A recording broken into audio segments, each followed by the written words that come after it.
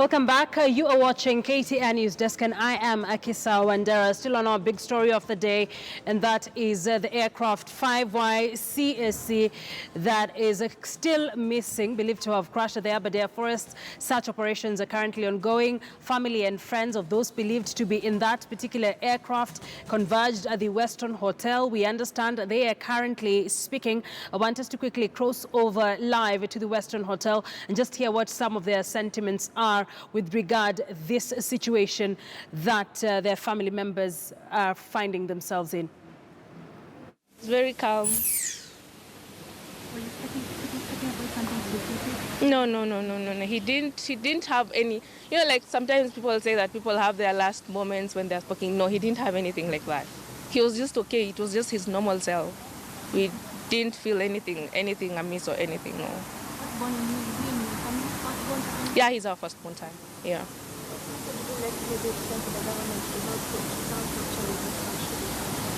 We are just asking the government if actually they can, I don't know if there's anything they can do, but if anything can be done for them at least to reach them early, because we also know time, yeah. If they are safe wherever they are, as time goes by, you never know what might happen. So if they reach them early enough, maybe we'll save them. What do you expect of the We actually expect that maybe they'll get them. We are hopeful they actually get him, and then they'll get him when he's still alive. That is our hope. Yeah. And we haven't lost hope yet. Thanks, all right. Thank you, Chari. Thank you. Okay. Poleni naombea safety kupatikana kwa salama.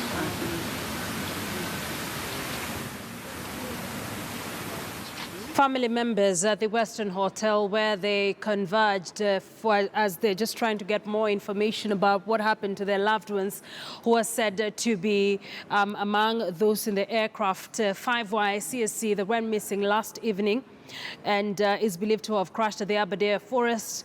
Just talking about their loved ones there. Our reporter Julia Owino is there just trying to speak to the families and friends.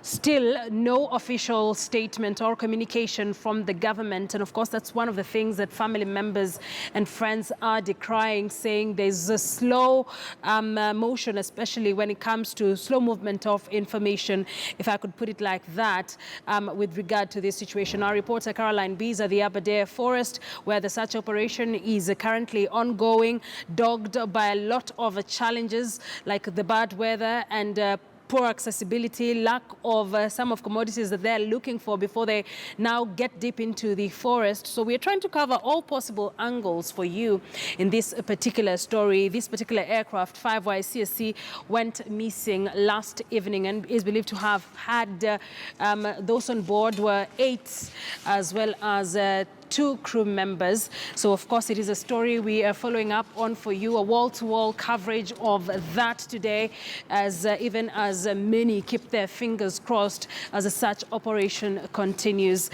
But away from that, I want us to take a look at something else that has been on the news for a while now. Following the president's call, some counties like Bungoma are initiating vetting of public officers. Kajiado County Governor Joseph Olelenku has also directed a lifestyle audit of all senior employees. All senior county officers in Kajiado are to be subjected to performance contracts from the 1st of June. We now want to look at Kenya's capacity to vet over 1,000 procurement and finance heads. And joining us now in studio for this conversation is Chris Oanda.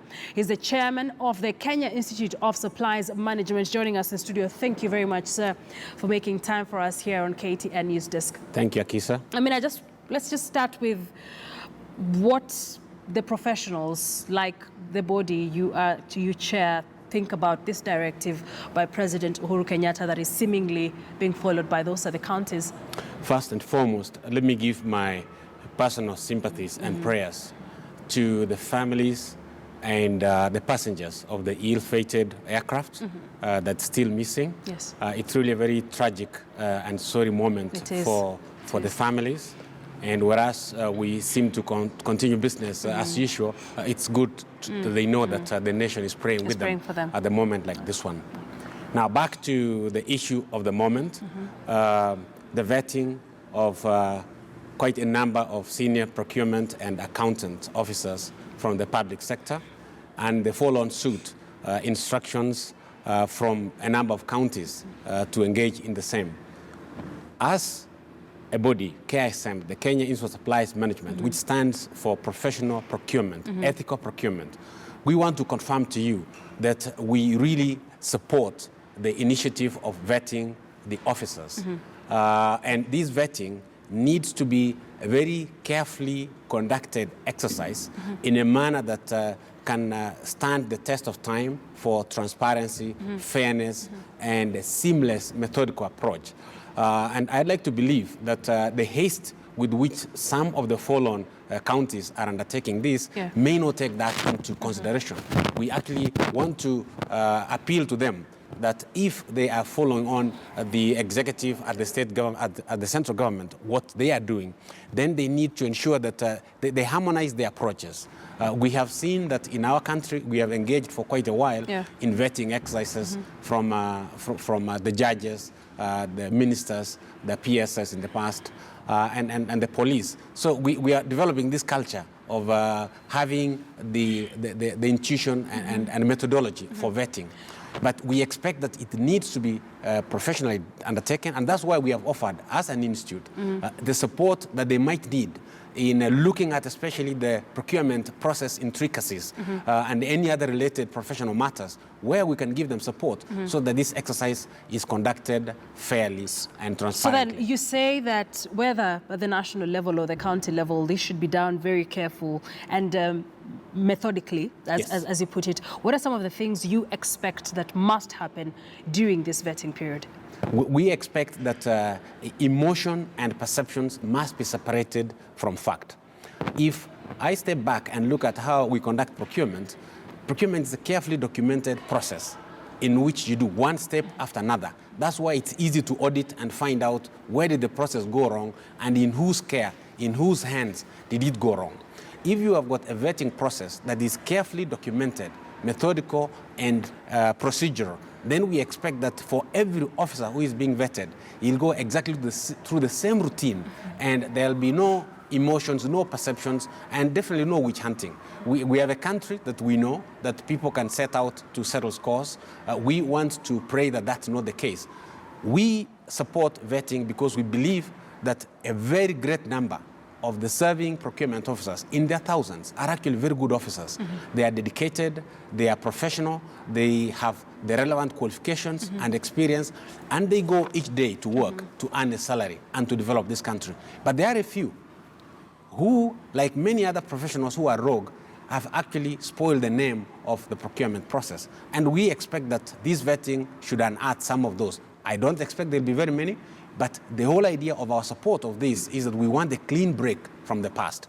We see the executive and the political wing of the government is actually determined this time around to get to the bottom of this. And we are saying, look, vet widely across the board, not just the accountants and the procurement officers, so that if there is any rot anywhere within the public sector organizations, you can also unearth these ones. But the quantity of work should not be at a premium where the quality is also expended. I'm sorry to cut you short. You've mentioned something that has been a concern for very many people when you say that vet across board, because even the kind of reactions that we've gotten from many people is, what is the use in vetting, say, the heads of departments and not their deputies?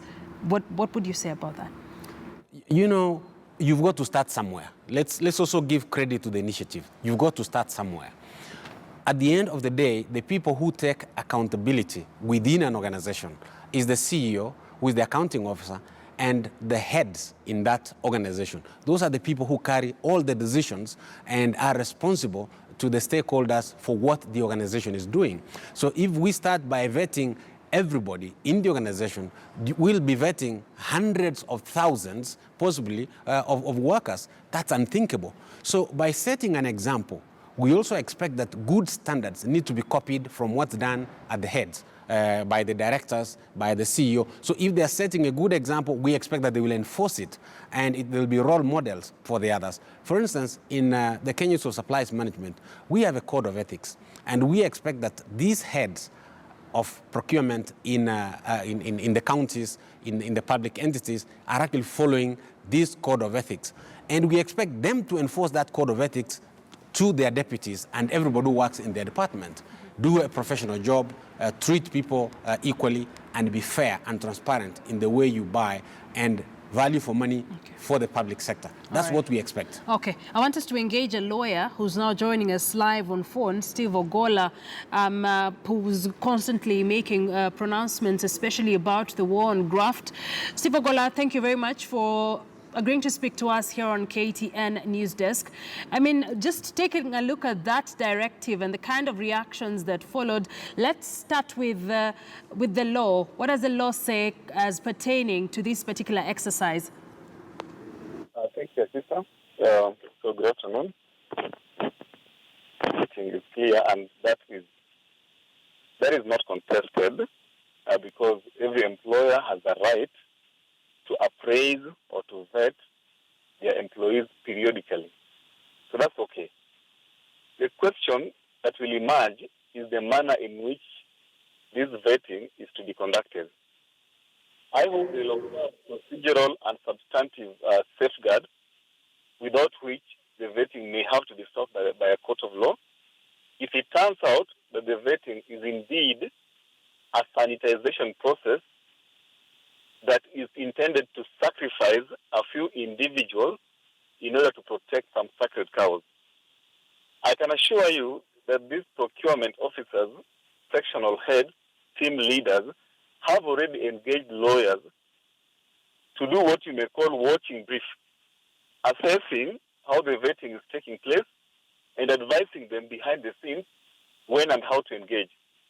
So I pray and trust that those people that are involved in the vetting recognize and respect constitutional, legal, procedural, and substantive safeguards.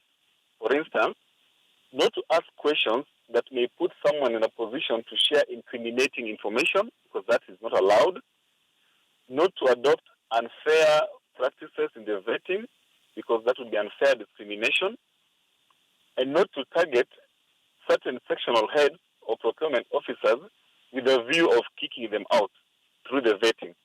So if the vetting is well intentioned as has been communicated, then I think it should go on within the law, the normal way. So that is the law as is concerned. But there is the other question, the practical sense aspect, Akisa. If you are vetting procurement officers and accounting officers because you want to purge corruption, have you understood the sophisticated corruption network? Because public sector corruption does not start and end with specific sectional heads. There must be a philosophy of aggrandizement, primitive accumulation of wealth, smash and grab kind of approach to public service, so that these individuals to be vetted may in fact, in reality, be acting at the behest or to the benefit of some senior officials. You get? So, the practical aspect of really giving us results through this is what may be an ongoing debate. But the law, as I've already outlined, if we followed procedurally, then we expect the vetting in and of itself to be compliant with the law. So then, I mean, quickly, just before I finish up with you, you talk about the manner in which this particular process will be conducted free of malice, as you say, or if not, it will attract court cases, like you say. I mean, there's also been great concern about whether we have capacity to vet all these people within a month. Now, of course, the answer to that capacity is self-evident. We don't have the capacity to vet them within a month. And even if we have the capacity, in terms of avoiding what may be considered as functional overlap, because I've commented that, yes, the president is within his powers to direct that public officers be vetted, but in terms of the interdependence between the office of the president and the Public Service Commission, who is the employer and who is also by law mandated to discipline and dismiss any public officer, he can direct that vetting to happen, but he cannot control the timeline. You get? Because then if he attempts to control the timeline, he piles undue pressure on the vetting officers, and if he tells them to vet with recommendation that people be sacked, then he interferes in a very significant way the intended purpose of the vetting. Because I think the vetting, if done properly, is supposed to reveal the health of the institutions in which these people are working.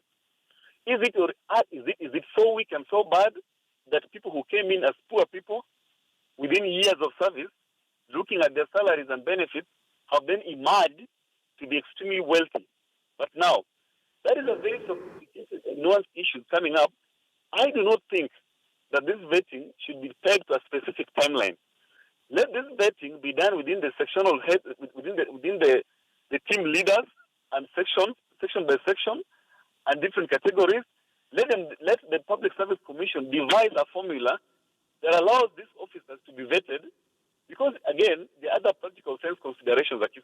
All right, Steve. If an officer is unwell or is bereaved and is unable to be vetted within the stated time frame, what will happen to such officers? So you see, the president may mean well, but at the level of implementation, the moment you start interfering with procedural safeguards, you will see these officers going to court to block the process. All I right. think they need to take caution about that. Okay.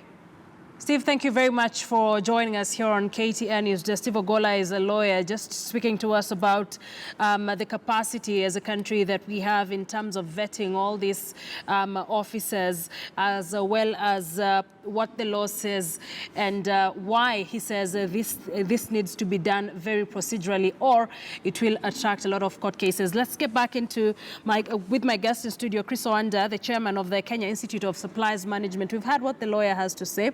Some of it picks from what you'd said before, that this needs to be done very procedurally. I mean, you also mentioned that you think these pronouncements from those in the counties is coming in very hastily. Why did you say that? Because clearly, this is a directive from the executive at the central government. And the mechanism that has been set in place from what we've seen is targeted at ensuring that the delivery of vetting results from the officers who are with the state agencies. For the counties, we know how undercapacitated the counties are. What mechanisms are they going to put in place? Are they going to send the officers' documents to the central vetting team? Are they going to set up their own teams in the counties to undertake the exercise? Whereas we support vetting in general. Actually, what lawyer Steve is saying is the concern of everybody, that this exercise not only needs to be done well, it needs to deliver the intended result. If you do a kangaroo version of it at the counties, or even you watch it at the center, then you end up actually spoiling the good intention. Why we've supported the president's directive at this particular stage is because for the very first time in a long time, there is an apparent alignment between the political will from State House, the civil service, and the various arms of government in actually addressing this malice of corruption in a very substantive way. And that's why we're saying, good, everybody in the country is appalled at the level of corruption that there is. And we, as the Kenya Supplies Management, because we stand for professionalism in procurement, we know we've got hundreds and thousands of officers who are ethical, they're good people, they're patriotic Kenyans. We want to support them so that the vetting process does not victimize them, does not spoil their careers. Also, if you look at the president's Big Four agenda, it can't be delivered without professionals. Okay. Finally, I want us to wrap this up. Do you think the biggest problem emanates from the procurement and finance officers, especially when corruption is concerned? No, that is actually also what Steve was touching on. That is the biggest perception, but it's not the reality. The reality is that the corruption animal is a carteled thing, and it runs across within organizations and even outside organizations, and it touches on the providers of money. Money doesn't come from the organizations. It comes from the private sector individuals outside who are influencing that. So our take is that we need, yes, to start with this, the first batch that the president talked about.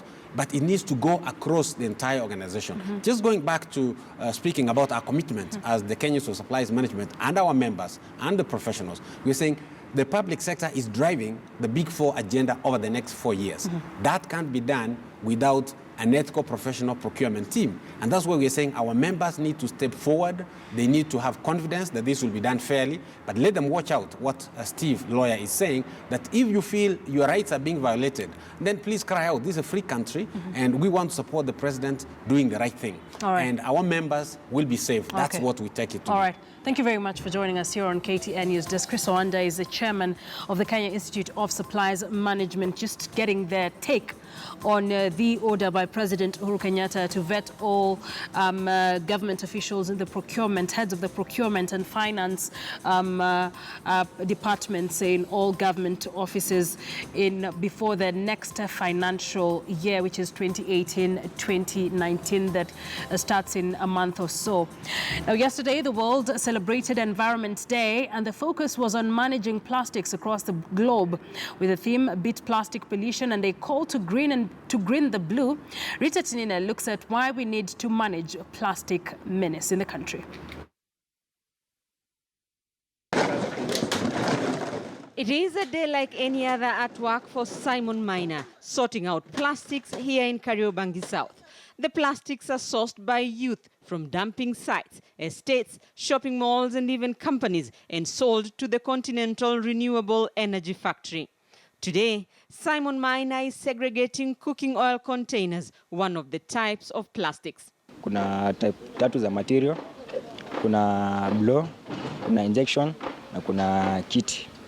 Sasa blow ni kama mitungi, drums hivi, hiyo inachaguliwa kama iko kando. Alafu kuna injection kama karai, ndoo, thermos, masahani hivi. Sorting plastic types is the first major step in the process. Colors also matter in recycling. Kwanza unakota red, yellow na white. Then kuna blue na green. Blue na inachaguliwa ikiwa kando, alafu tunamalizia na green. After sorting out types and colors, the plastics are crushed. In seconds, the plastics are turned into this.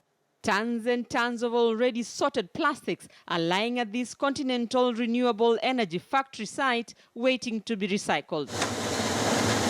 100 tons of post-consumer plastics are crushed here every month, the beginning of a process that is not just about turning trash into cash, but also creating employment and cleaning the environment. From the crushing site in Kariobangi South, the plastics end up at another factory along Mombasa Road. Here, the plastics are mixed with low-sulfur river sand.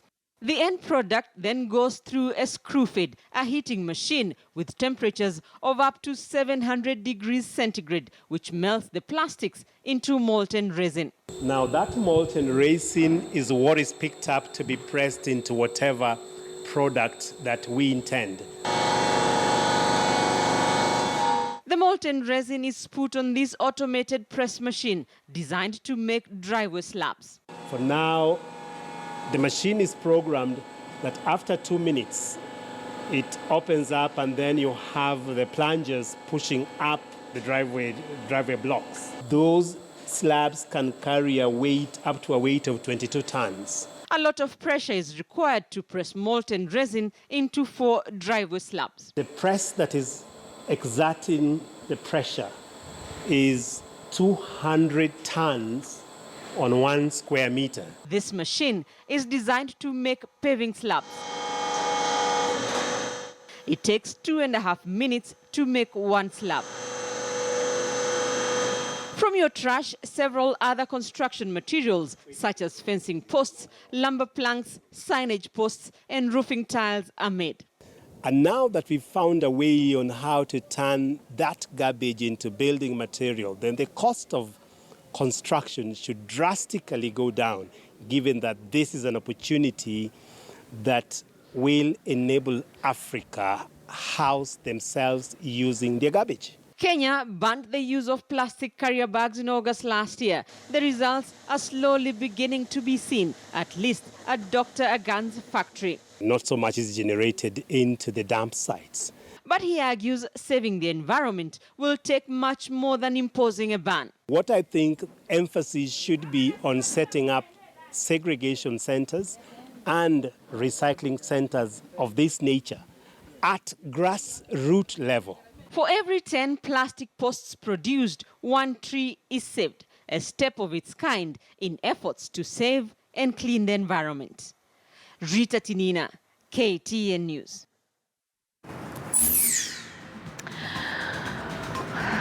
Well, quite a story there from our senior reporter, Rita Tinina. I now want to hand over the reins to Robinson Okenya. It's an exciting time in the world of football with the World Cup coming up. So what are some of the big stories you have today? Of course, we'll be taking a step back down the memory lane. We'll be taking a look at the 2002 World Cup that was in Korea. And also we'll be taking a look at what to expect from some of the teams, the biggest matches that we've had so far in the World Cup. But aside from the World Cup, we had the Roland Garros, that is the French Open. Yeah. Novak Djokovic was eliminated. We'll also be looking at that, but it will be after the break.